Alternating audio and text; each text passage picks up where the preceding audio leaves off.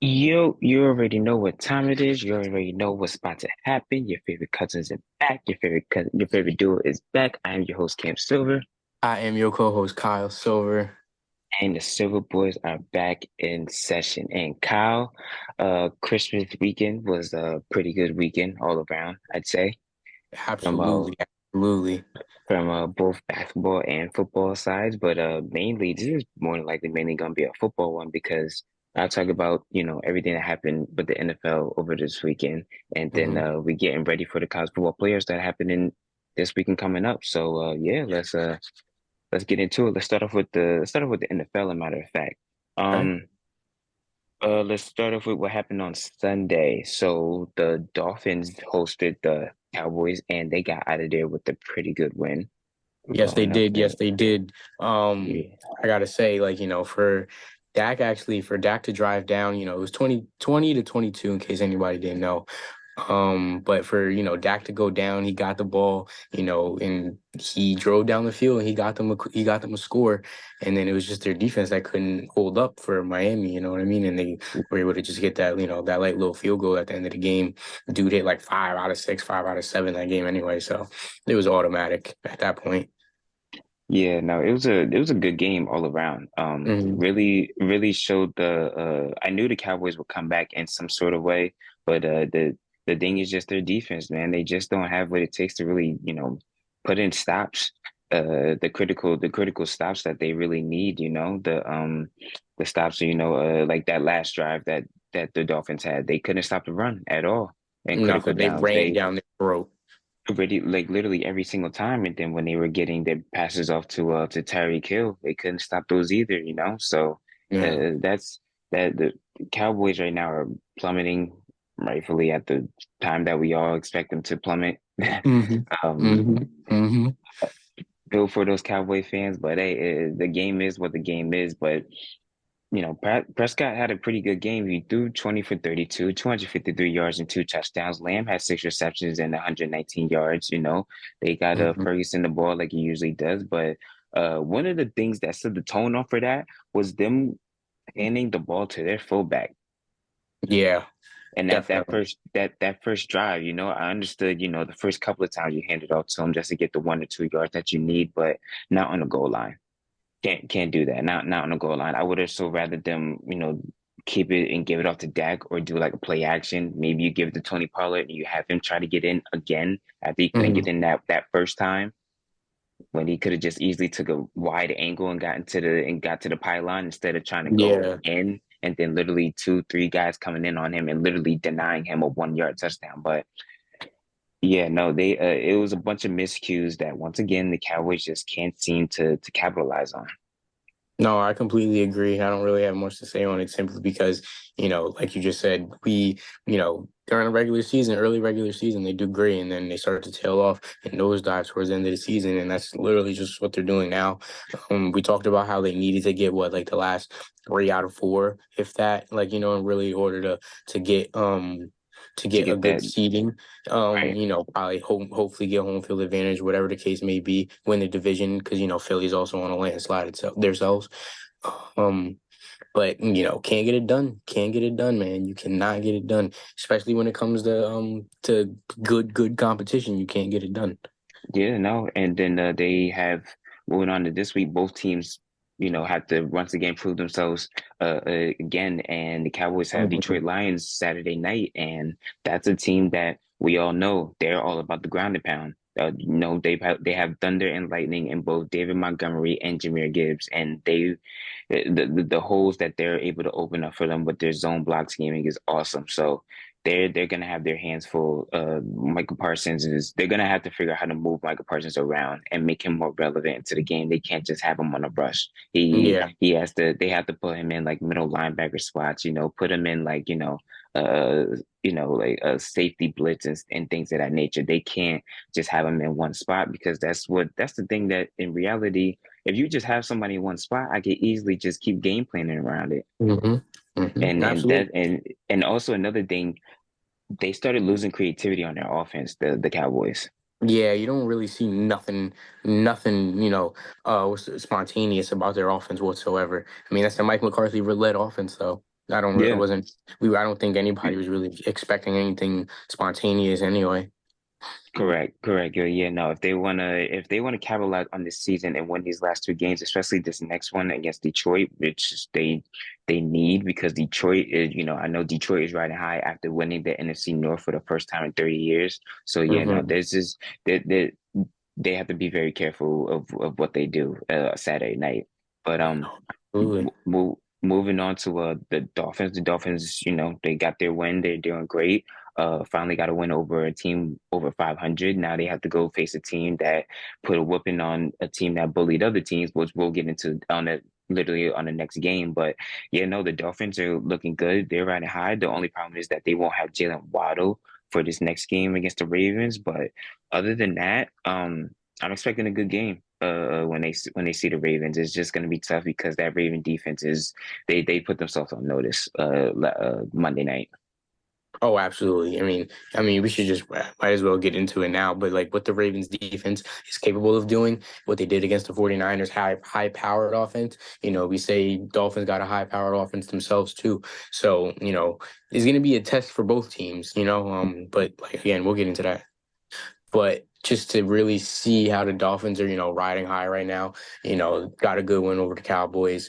Jalen Waddle out, that's going to be a little bit tough, but they've done it before without Jalen Waddle in the lineup, so I'm not really too concerned. Still got Reek, still got Tua going to be slinging that football, and they're going to run the ball. Rohit Monster, he doing his thing, dog. He doing his thing actually. Yeah, yeah, he tied with Christian McCaffrey on the most touchdowns Mhm. this year by running backs. So yeah, no, they both he's really doing his thing, like you said. And Achan is another one here. A chain as well. If he could just get healthy, man. If he could just get Mhm. healthy, then after that they have another good tandem back there and for their running backs. But yeah, no, we might as well get on to the next game. So probably the game of the season so far, easily. A game that I feel like Mhm. it was a shock, but at the same time it wasn't because even my assessment coming in, I was always very interested in seeing what the 49ers offense would have for this defense and vice versa. And we got our answer. So Ravens shocked the world, We did beating the did get Niners. it. Ravens shocked the world, beating the Niners 33-19. Purdy, he was 18 for 32, 255 yards, but four interceptions. C-Mac had his day again, 14 carries, 103 yards, and a touchdown. Also did well in the passing as well.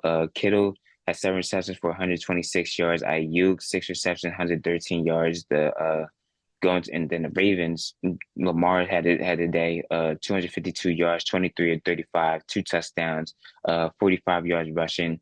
Edwards, he had nine carries for 31 yards, a touchdown. He had 39 yards through the air. Flowers, he's really come a long way. He's grown up a lot. Nine Mhm. receptions, 72 yards and a touchdown. And Isaiah Likely for three receptions, 56 yards.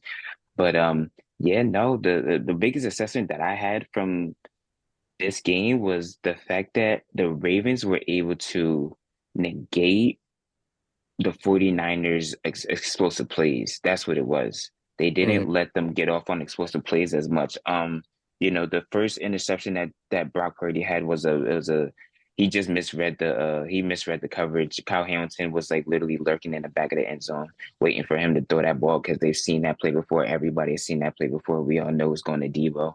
But then after that, the last three were all tipped, and those were kind of like bad luck, but at the same time, it was also the Ravens forcing action and putting Brock Purdy in certain spots where he's gonna have to make a tough decision or he's gonna have to panic. So yeah, no, all hats off to the Ravens defense and that whole team. They came out prepared and they were able to bully the team that bullied everybody else. So but nothing, but for me personally, nothing changes from both teams. Both teams are still number one in their conferences. I feel like if both teams are healthy, they get back to the Super Bowl and they face each other again. That's what I feel. I don't think that still don't think that anybody else in either conference can really match up to them, on a nightly basis. No, I completely agree with everything that you just said. You got to give credit to the Ravens defense because, like you just said, putting Brock Purdy in tough positions or giving him tough looks. Because the fact that Kyle Hamilton was lurking down, waiting for him to throw that ball, which was, that's just defensive game planning. That's knowing who you're going up against. And the tips, like, there ain't much you could do about the tips, but like y'all were putting pressure on Brock Purdy as well. And then so you got to that's just. Sometimes we see good offense, but sometimes we just see good solid defense, and that was that type of game, which was amazing to see in my opinion. Lamar Jackson coming and doing everything that he does, everything that he should be doing, putting the league on notice. 12-3, 12-3 as a record is crazy. Because I don't think a lot of people had him going 12-3 at all, Mhm. even like just having the record that they having, and those three losses could have easily like I'm saying not came either.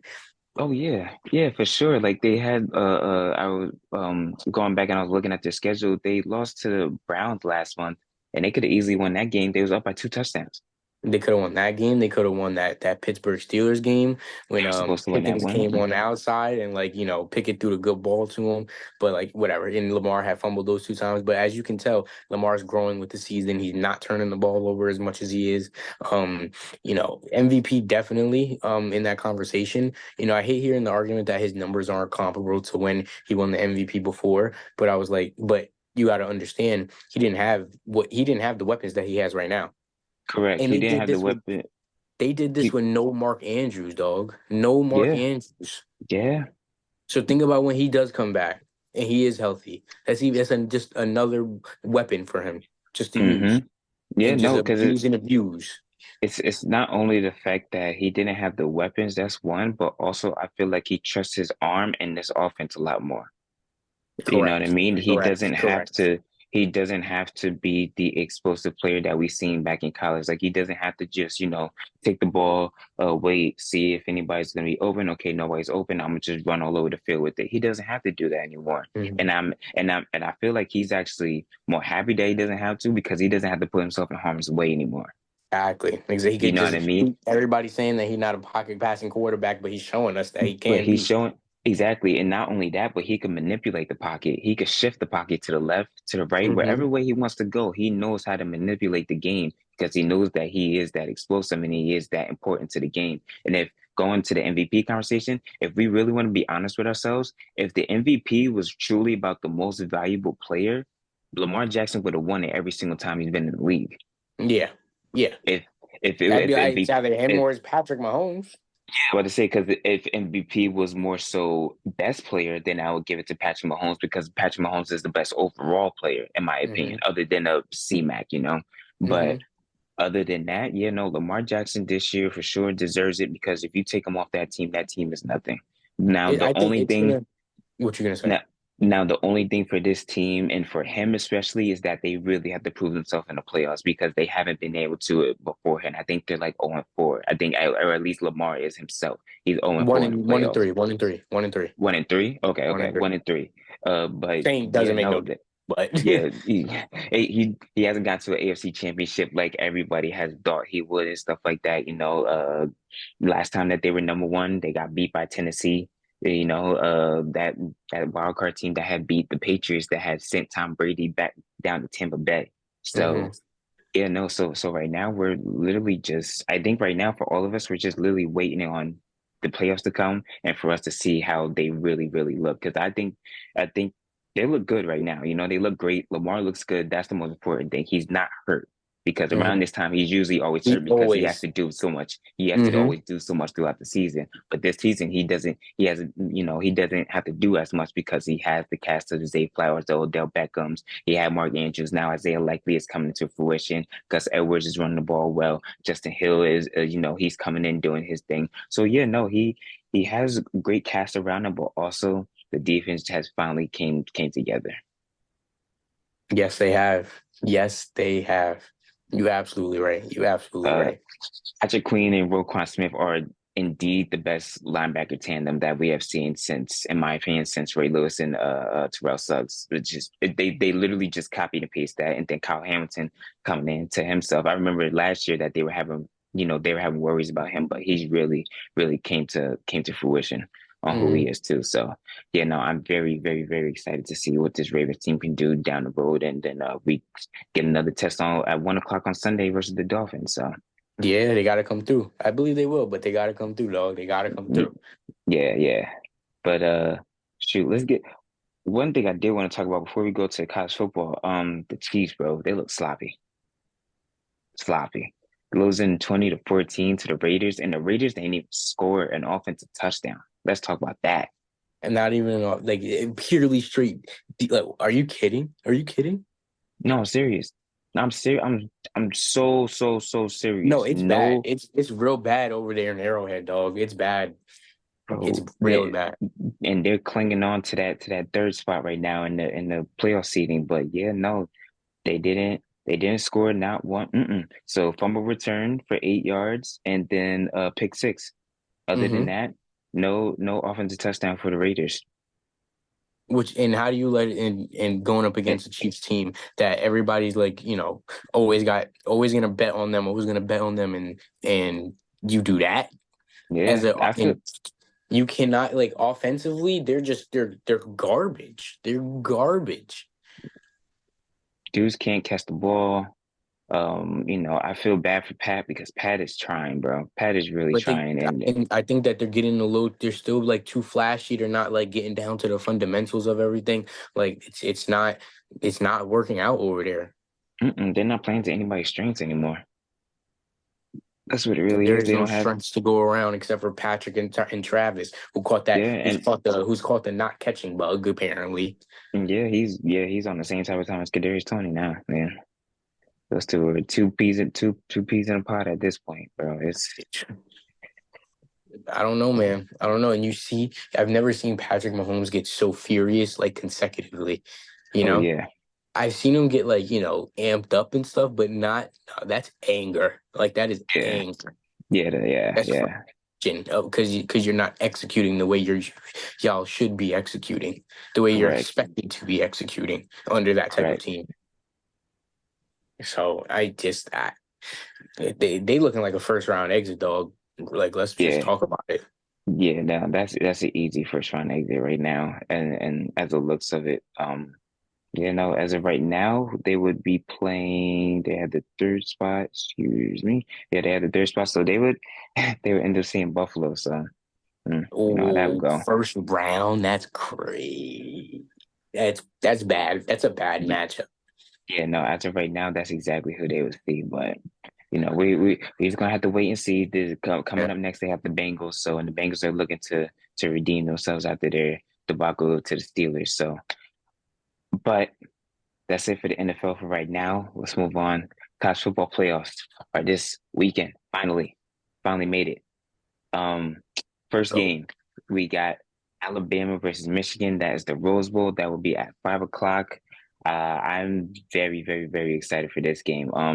Bama, we've talked about them a lot over this season. Jalen Milroe, like I said, in my opinion, he's the most improved player in college all over the landscape. He threw for 2,718 yards, 23 touchdowns and only 6 interceptions. He's a great runner, but he can indeed pass that ball. And Kirby Smart actually compared him. He said he's a bigger Lamar Jackson. So mhm. that right there, that's huge, huge praise from a defending two-time champion coach. Um, their lead back, Jace McClellan, he should be back for the SEC for the he was hurt for the SEC championship, but he should be back for this game.